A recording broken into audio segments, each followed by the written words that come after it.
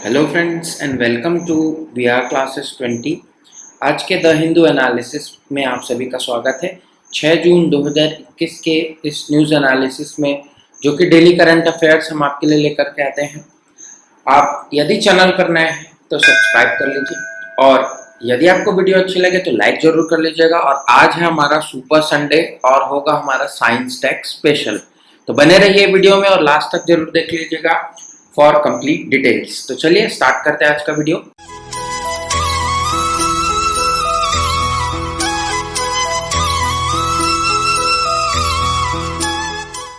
The first news here is a very important tax जो कि G7 nation ने agree किया है कि they will apply, that is uniform minimum corporation tax. ठीक है, अब ये टैक्स किनके द्वारा पे किया जाएगा? तो MNCs के द्वारा पे किया जाएगा जहां पर वो ऑपरेट करते हैं। यहाँ पर एक बहुत लैंडमार्क डील इसे बताया जा रहा है। वाई? बिकॉज G7 का जो ये मूव है वह पूरे लूप होल्स को कवर कर देगा, क्लोज कर देगा for the MNCs to shift profits and tax revenues to low tax jurisdiction. होता ये है, आप सभी को ये पता भी होगा कि मान लीजिए कोई MNC इंडिया में काम कर रही है और वहां पर उसे 20% टैक्स देना पड़ रहा है, तो वह क्या करती है? वह अपने बिजनेस को कहाँ शिफ्ट कर देती है? कोई ऐसी कंट्री में शिफ्ट कर देती है जहां पर उसे लगभग 10% या 5% टैक्स ही पेड होता है। तो और वहां से फिर वो क्या करते हैं? अपने उस प्रॉफिट को इंडिया में शिफ्ट करते हैं। इसे जो प्रॉफिट शिफ्टिंग या टैक्स इवेडिंग कहा जाता है और इसी को ही कर्व करने के लिए, इसी को ही टाइटन करने के लिए यह मूव लिया गया है। ठीक है, अब यहाँ पर देख लेते हैं कि a group of world richest Nations, ठीक है, G7 जो है वह वर्ल्ड का रिचेस्ट ग्रुप है बोल सकते हैं, क्योंकि इसमें ऐसे नेशंस हैं जिनके पास बहुत सारा पैसा है। उन्होंने ये कहा है कि it would back a minimum global corporation tax rate of at least 15%, 15% का टैक्स रेट वो करेंगे and put in place measures to ensure that taxes were paid in the countries where business operate। ये देखिए, ये ज्यादा जरूरी है कि ये जो 15% का है, अब इंडिया में यदि बिजनेस कर रहा है तो उसको इंडिया में ही देना पड़ेगा, ना कि उसको जिस कंट्री से वो बिजनेस को जो है भेज रहा है। ठीक है, मतलब पेरेंट कंट्री को ही देना पड़ेगा where the business is operating. This is the major point. और अब यहाँ एक एक्सप्लेनर भी आया हुआ था अगले पेज में, उसको भी देख लेते हैं। ग्लोबल मिनिमम टैक्स क्या है? तो major economies are aiming to discourage the multinational companies that is MNCs for shifting profits and tax revenues. ठीक है, प्रॉफिट को और अपने टैक्स रेवेन्यू को दूसरे नेशन में शिफ्ट करने के लिए उनको एक ये क्या है, डिस्करेज करने का बात है, to low tax countries regardless of where their sales are made. ठीक है, तो यही चीज मैंने आपको अभी एक्सप्लेन की। उसके बाद देख लेते हैं कि जो कंट्रीज है वह कैसे अपने इनकम को दूसरे सोर्सेज में शिफ्ट करती हैं। तो सबसे पहले सोर्स को वो ले सकते हैं ड्रग पेटेंट्स के लिए, सॉफ्टवेयर्स के लिए और royalties on intellectual property, IPR जिसको बोलते हैं, और migrate to these jurisdiction allowing companies to avoid paying high taxes in their traditional home countries। अब आप समझ गए होंगे कि अपने पेरेंट नेशन, ये मैंने आपको एक्सप्लेन किया, यही इसका सार है, इसको आप जरूर याद रखिएगा। होम कंट्री को छोड़ करके वह ऐसी कंट्री में इन्वेस्टमेंट करते हैं जहां पर टैक्स कम है। तो organisation for economic cooperation and development, OECD इसका फुल फॉर्म है, इसको आपको याद रखना है, एक इंपॉर्टेंट ऑर्गेनाइजेशन है। उन्होंने कहा है कि जो टैक्स नेगोशिएशंस होंगे among the 140 countries for the years on ruling for taxing that is cross border digital service and curbing tax based erosion including a global corporate minimum tax. तो बहुत पुराने देर से चलता आ रही थी ये बात और अब जाकर के उसे कुछ एक रूप दिया गया है। तो global minimum tax rate would apply to overseas profit, ये इंपॉर्टेंट है, केवल ओवरसीज प्रॉफिट पर वह अप्लाई होगा। यदि कोई इंडिया में मान लीजिए कोई कॉरपोरेशन है या MNC है और वह इंडियन टैक्स को पे कर रही है, बट उनके जो ओवरसीज प्रॉफिट होंगे, मान लीजिए वह किसी एक्स कंट्री पर जाकर के प्रॉफिट ले रही है, तो उस प्रॉफिट पर ही यह GMT जैसे ग्लोबल मिनिमम टैक्स ये अप्लाई होगा। ठीक, यही इसका सार है। अगर और कोई मॉडिफिकेशन या नई न्यूज आती है, नया आर्टिकल आता है तो वी विल कवर।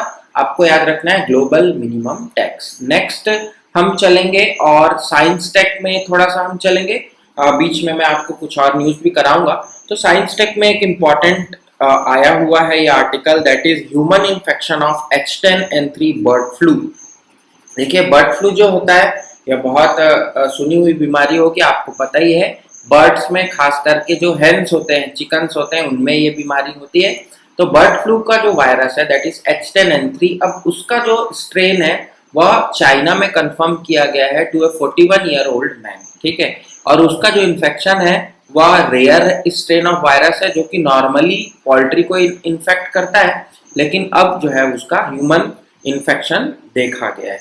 तो it is a cause of concern. W H O से ये कहा गया है कि जो एवियन इन्फ्लुएंजा है और ये उसके कारण है, यदि हो सकता है कि वो ह्यूमन इन्फेक्शन प्रोड्यूस करे, तो यह एक बहुत बड़ा क्या हो जाएगा, फिर से कोविड-19 के बाद एक नया जो इन्फेक्शन है वह फैलने की चांस हो सकता है। हम देखते हैं कि एवियन इन्फ्लुएंजा क्या होता है। देखिए एवियन का मतलब होता है पक्षी या पक्षियों से संबंधित, और इन्फ्लुएंजा तो आपको पता है साधारण बुखार या ऐसे ज्वर को बोलते हैं, ठीक है। तो H5N1 इसका नाम आप जरूर याद रखेंगे। मोस्ट कॉमन वायरस है जो कि बर्ड फ्लू या एवियन इन्फ्लुएंजा कॉज करता है, H5N1। ये हालांकि बर्ड्स में ही रेस्ट्रिक्टेड है, लेकिन ये उनको बहुत ज्यादा उनमें संक्रामक है और उनको मृत्यु उनसे बहुत ज्यादा होती है, लेकिन ये ह्यूमन में भी आ सकता है। It can cross over other animal लिखा हुआ है एज वेल एज ह्यूमंस। तो देखिए H5N1 जो है वह ह्यूमन में भी आ सकता है। अब WHO की यदि देखें तो H5N1 was the first discovered in human in 1997। तो अभी का नहीं है, ये 1997 में इसे फर्स्ट डिस्कवर किया गया था और ऑलमोस्ट 60% ऑफ दोज इन्फेक्टेड को ये मार चुका है, मतलब उनकी मृत्यु हो चुकी थी। अब कुछ और इम्पोर्टेंट वायरसेस के बारे में देख लेते हैं। तो H17N10 एंड H18N11 जो कि बैट्स में फाउंड किया जाता है, वहां पर ये सब टाइप्स हैं इन्फ्लुएंजा टाइप ए वायरस के, ठीक है। बहुत ज्यादा नाम याद मत रखिए, H5N1 को आप जरूर याद रखिएगा। और एक और अभी बताऊंगा, इसका भी एक और सब टाइप है that is H1N1 and H3N2। ये है currently in general circulation among people. ये जो है ये अभी जो कॉज हुआ था जहां पर बर्ड फ्लू के शिकायतें मिली थी, वहां पर ये H1N1 और H3N2 ये कॉमन है, और H5N1 भी ह्यूमन में इन्फेक्ट कर सकता है। तीन नाम आप जरूर याद रखेंगे। अब सिम्टम्स क्या है एवियन इन्फ्लुएंजा के? तो एवियन इन्फ्लुएंजा या swine and other zoonotic influenza virus. अब जूनोटिक का मतलब होता है कि ऐसे वायरस जो कि किसी एनिमल के द्वारा ह्यूमन में ट्रांसमिशन किए जाते हैं, एनिमल्स टू ह्यूमन, ठीक है, इसको जूनोटिक वायरस बोलते हैं। तो ये क्या क्या डिजीज कॉज कर सकता है या सिम्टम्स दिखा सकता है? Upper respiratory tract infection that is fever and cough, early sputum production, rapid progressive to severe pneumonia, ठीक है, sepsis with shock, acute respiratory distress syndrome that is ARDS, or even death, conjunctivitis, gastrointestinal symptoms, encephalitis and encephalopathy has also been reported in varying degrees depending on the subtype। अब subtype पे depend करेगा कि कौन कौन सा वो symptoms cause कर सकता है, कौन कौन सी बीमारी वो ला सकता है। तो इतनी सारी बीमारियां हैं जो कि हो सकती है एवियन इन्फ्लुएंजा के इन्फेक्टेड पर्सन को।